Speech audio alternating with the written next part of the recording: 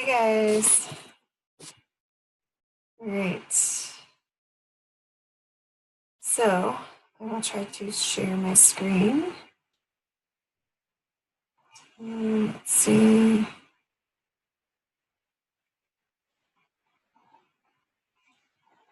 There we go. All right. So it looks like we have a couple questions. First, let me pull up my chat bar here. Can you guys let me know if you can hear me? I just want to make sure before I get started.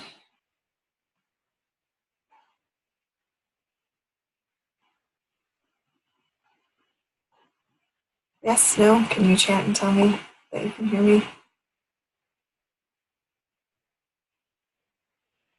Okay, good. Thank you. All right, so it looks like there was a couple questions. I think we're up to 4. So we'll start with Hardy-Weinberg and then go through the different genetic drift scenarios and then move on to chapter 22 if there's any more questions on chapter 21.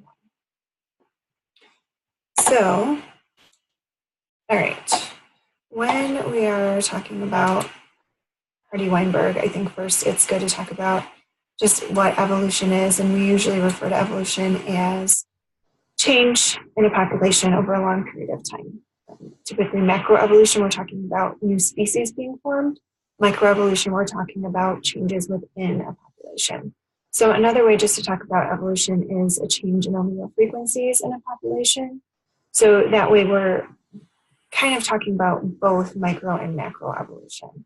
So just keep that in mind that in these sections, we're talking a little bit more about allele frequencies, and that really impacts if evolution is occurring or not. And that's why we can use Hardy-Weinberg as our null hypothesis, because if a population is in Hardy-Weinberg equilibrium, it's not evolving, right? It's not changing.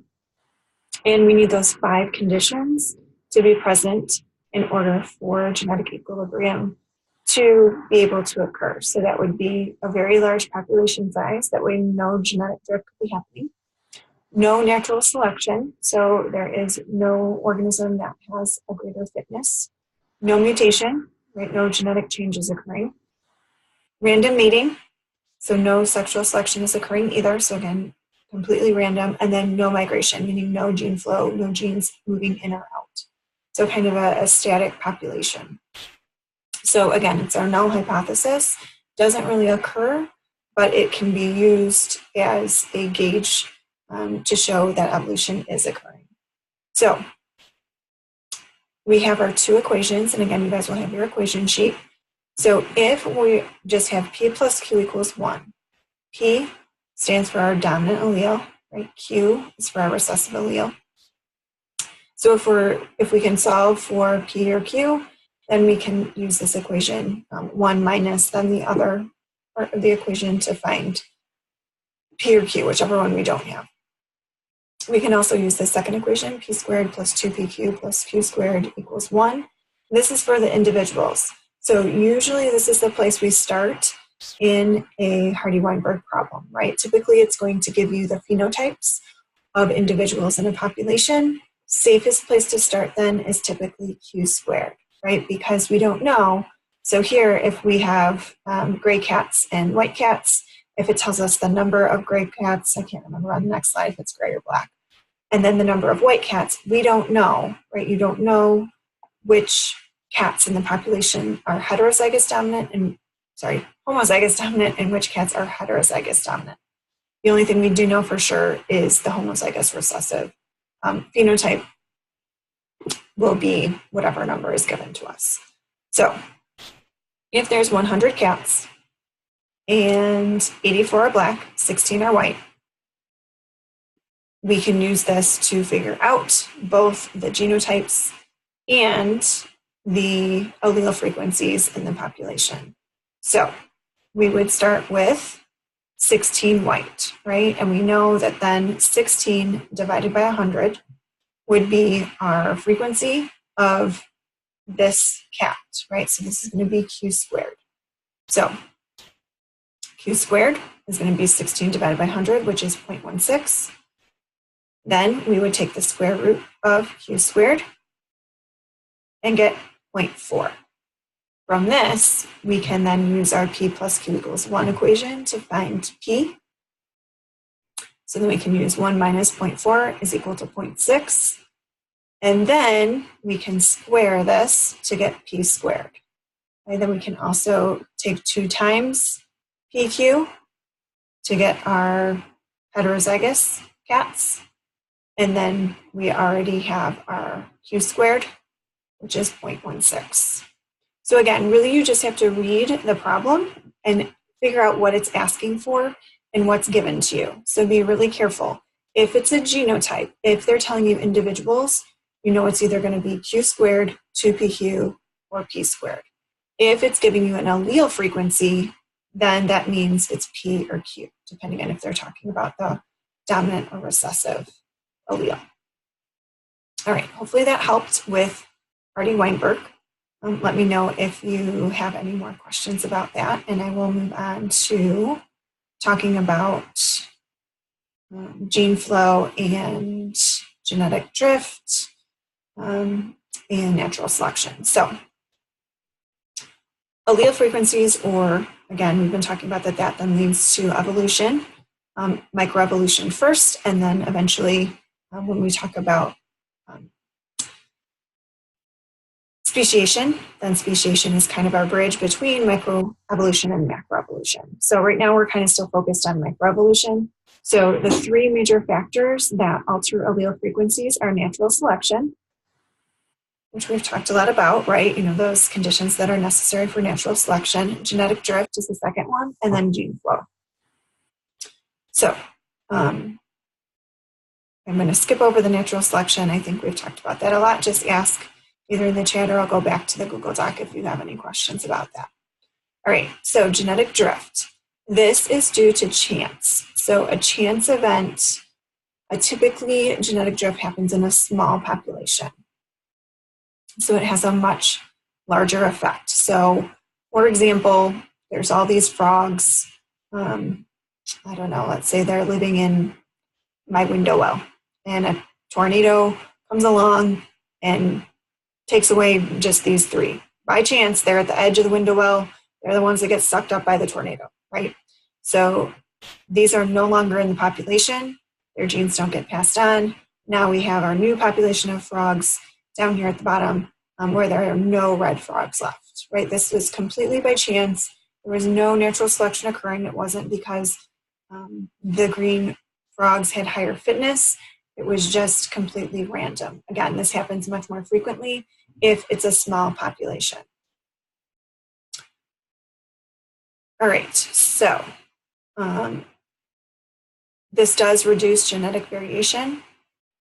2 types. So we can just talk about genetic drift in general, just by chance. If there's some random event that occurs, we could just classify it as genetic drift. There are 2 kind of subsets of genetic drift as well. That one of them is founder effect. So this is when one part of the original population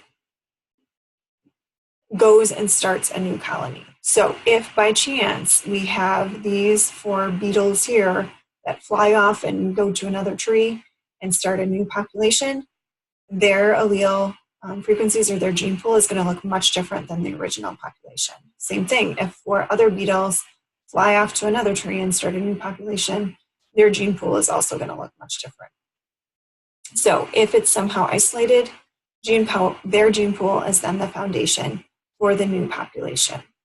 Okay, so founder effect, just think about like founding fathers, right? So a small group starts a new colony elsewhere. Okay, that's founder effect. Where, let's see, rare alleles occur at a higher frequency in a population isolated from the general population. And again, it's just by chance. So this does actually happen with humans as well. So polydactyly is a good example of that occurring. And then another type of genetic drift is bottleneck effect. So this is that there was once a large population size. It was narrowed down to a very small population, and few individuals then reproduce until the population gets large again. So this really diminishes genetic diversity. So this happened with cheetahs. The population got very, very small. So now cheetahs are very genetically similar, almost identical, because the population was so small. And then that small population kind of repopulated or increased the cheetah population. So bottleneck effect doesn't have any migration involved. It's just for some reason the population diminished greatly before it increased again. All right, so this is just kind of the summary here. It really does lead to a loss of genetic variation, and again, happens more in small populations. All right, last thing I'll just go over really quickly before I go to chapter 22, or actually I'll go back to that question sheet just to see if we needed to go over anything else on chapter 21. Gene flow, again, is movement of alleles between populations. So this is more through migration or through movement of gametes. So if we're talking about plants, could be pollen. The interesting thing with gene flow is it can reduce genetic variation or it can increase genetic variation. It just kind of depends on what's going on. So when we're talking about migration, typically it does increase genetic variation. So it can increase the fitness. All right. So I think that's all I wanted to talk about there. So let me go back and see if we have anything. No. Okay, so I don't see any other questions in here for chapter 21. Anybody have anything else before I leave chapter 21?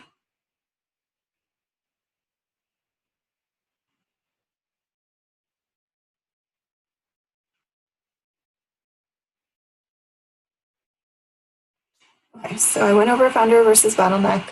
Chi-squared, I actually think I'm going to take it off this test, so we won't go over it until closer to the end of the year. I'm just going to kind of focus on Hardy-Weinberg on this test as far as your grid-ins go, and then we'll go back to chi-squared. The chi-squared I had on the test was pretty difficult, and I think it is actually beyond what you will have to do for the AP test, so why make the test harder than the AP test, right? So we'll just focus on Hardy-Weinberg. All right, so I'll move on then to chapter 22. Okay, so we'll talk about speciation first and then move to hybrid zones and then finish up with the punctuated and gradual speciation or evolution, because I think that's kind of the order the chapter goes in. Okay, all right, sympatric speciation. So,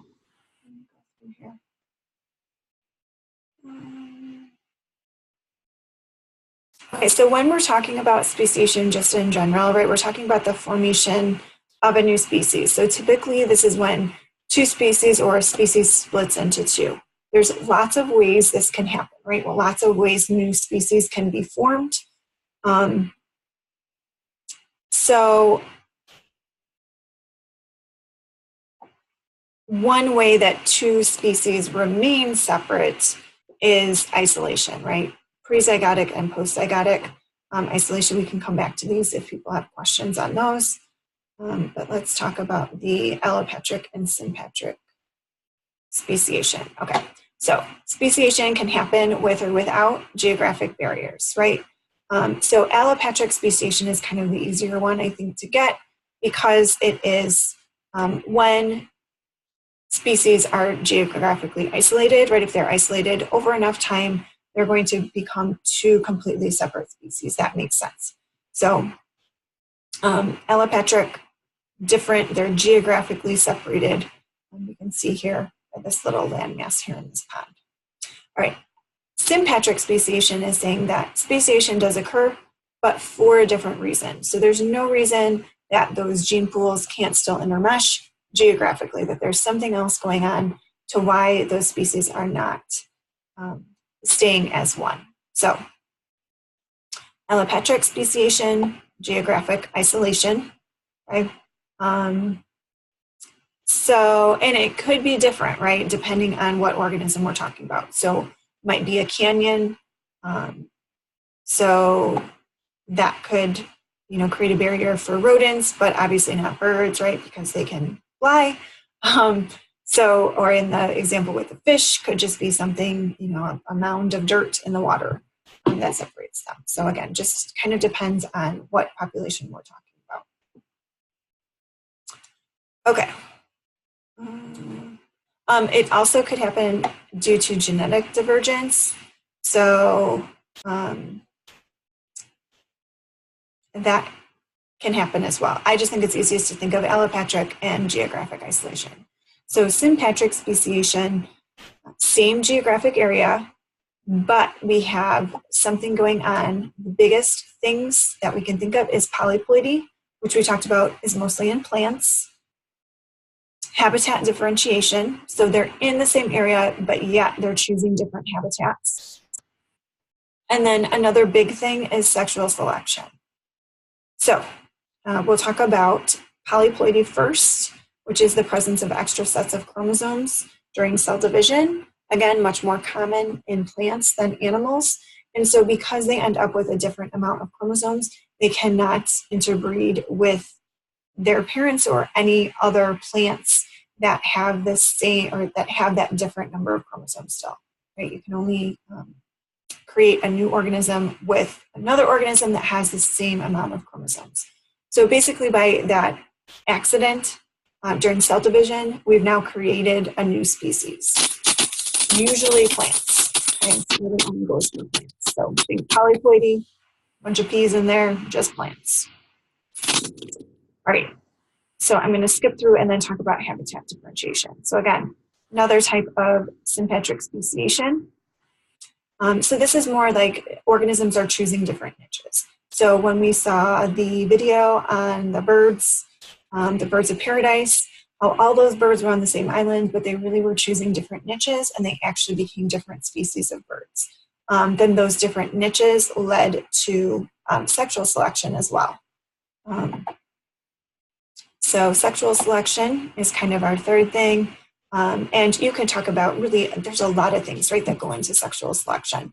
So it could be the colors, right, that the different birds were exhibiting. It could be their courtship rituals, could be their mating calls. So it could also be temporal isolation, kind of feeds into sexual selection as well. So if the timing is off in different frogs, for example, and they have their mating calls, only the frogs that are also ready to mate in that time will answer those mating calls. So let's see. All right, so a little review here.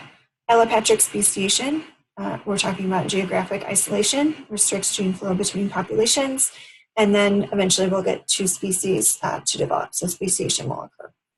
Reproductive isolation may then arise by natural selection, genetic drift, or sexual selection in isolated populations.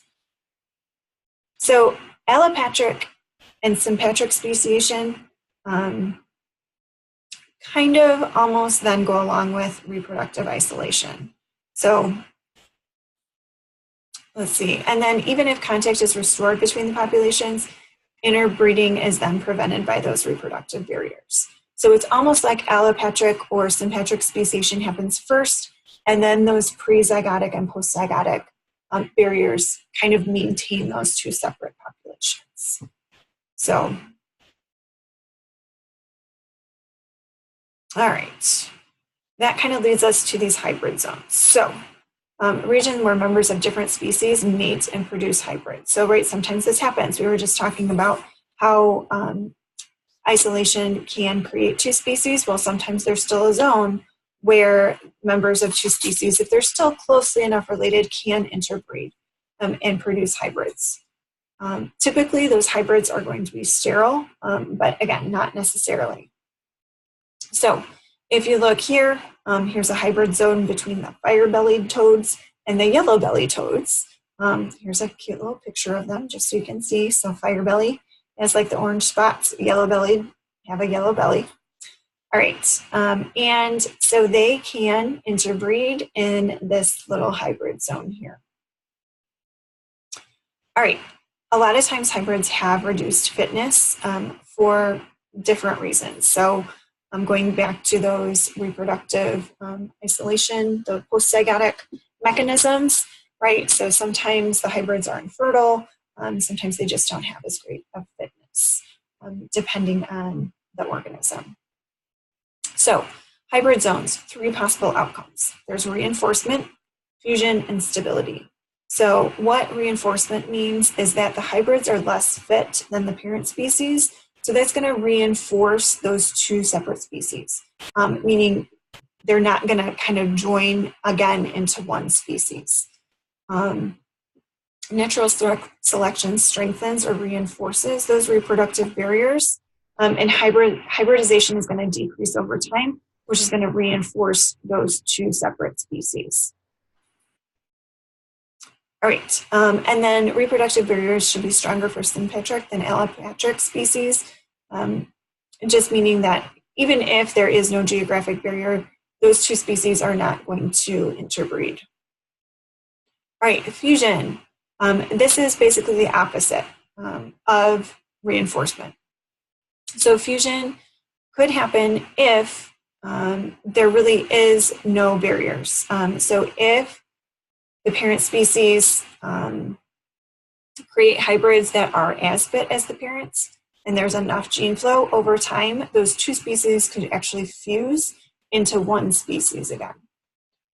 So researchers think that pollution in Lake Victoria has reduced the amount of, here's this fish name that I can't pronounce again, to distinguish males of different species. So they actually think this might be happening, I think, with deer, that there's different species of deer. So here's our fish, right? So these were 2 separate species. They're kind of now fusing into one species. So the hybrid is just as viable as either of the parents. All right. So we talked about fusion. We talked about reinforcement. The third one is, get back to it, stability. So this is just saying it's going to be stable over time so that there's really not going to be a change. So a lot of times this is due to extensive gene flow from outside of the hybrid zone. It can overwhelm selection for increased reproductive isolation inside the hybrid zone. So hybrids continue to be produced over time, but it's not really going to sway that population one way or the other. So it just kind of remains the same. So this graphic kind of shows you, here's a population with gene flow occurring. If there's some sort of barrier to gene flow, right? So this was our first original population, right? You can see here our populations diverge. We end up with 2 separate species, right? This is like a speciation event that occurs right here. So now we have 2 separate species with this hybrid zone in here. And then there's those 3 possible outcomes. Reinforcement, that these 2 species remain separate. Fusion, these 2 species come back and now are one again, just like they were back over here. Or stability, that this just maintains. There's really no change. Okay. Difference between punctuated and gradual equilibrium. So punctuated equilibrium is like periods of there's really nothing going on, and then all of a sudden there's like a sudden change. So like a punctuated or like an exclamation point. And it's just a model. It's a way of scientists of trying to understand the fossil record. So this one does contrast. It's basically opposite of a gradual or graduated change. So punctuated model is saying that a speciation event can actually, once it gets to a certain point, can happen very quickly. So that is punctuated, where gradual is saying that we see these little gradual changes over time until finally we have 2 separate species. Punctuated pattern in the fossil record and evidence from lab studies suggest that speciation can be rapid. So it is actually a possibility, but we're still talking about 4,000 years to 40 million years. So even though they're saying it's fast, that fast is still very relative. Okay. Let's see if that explained that. Nope, you don't miss a thing. Okay, genetic causes of speciation. So genetic causes of speciation, basically all speciation goes back to mutation, right?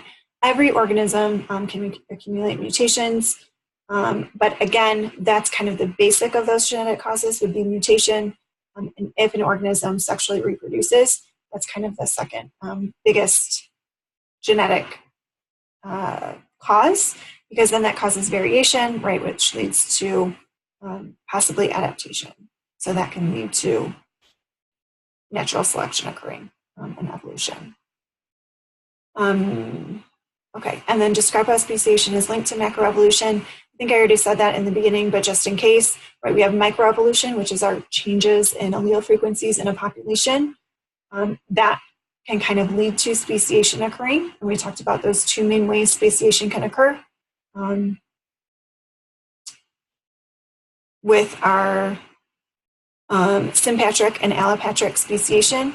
And then that speciation is kind of a bridge to macroevolution, right? Then we have new species, and then those species develop over time, which is then macroevolution. All right, the two main causes of reproductive isolation, that's just kind of the two main, sorry, it's telling me I need to upgrade. The two kind of divisions of reproductive isolation are the pre-zygotic barriers and post-zygotic barriers. So pre-zygotic, before a zygote is formed. So I can go back to that really quick if we need to. I think I have a graphic somewhere.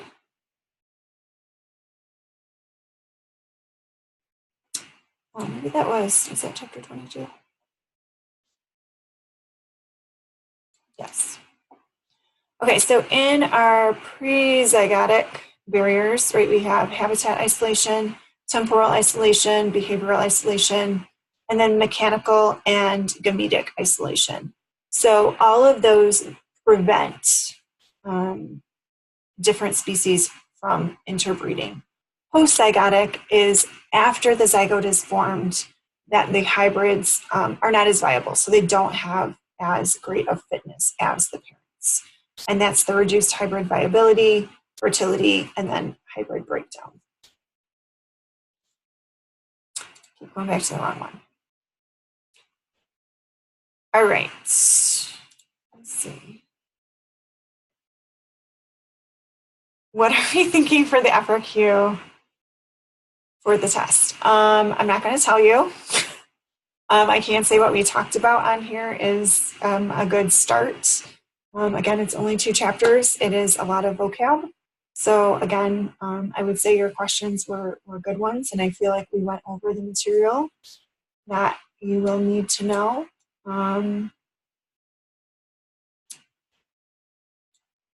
Can we guess?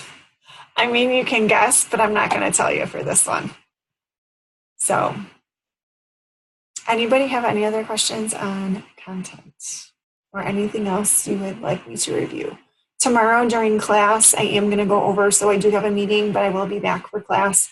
I am going to go over, I know in your study guide it talked about the standard error of mean, standard deviation, and mean again. I will go over those briefly at the beginning of class.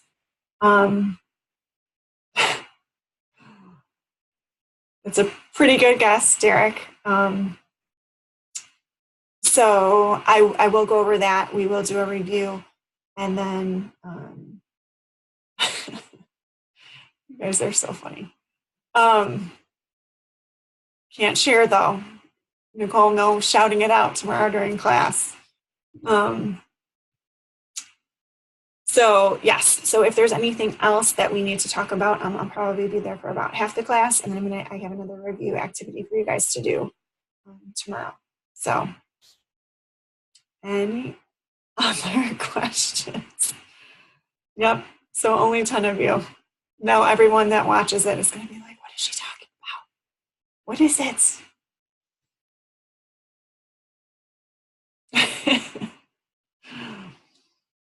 Nope.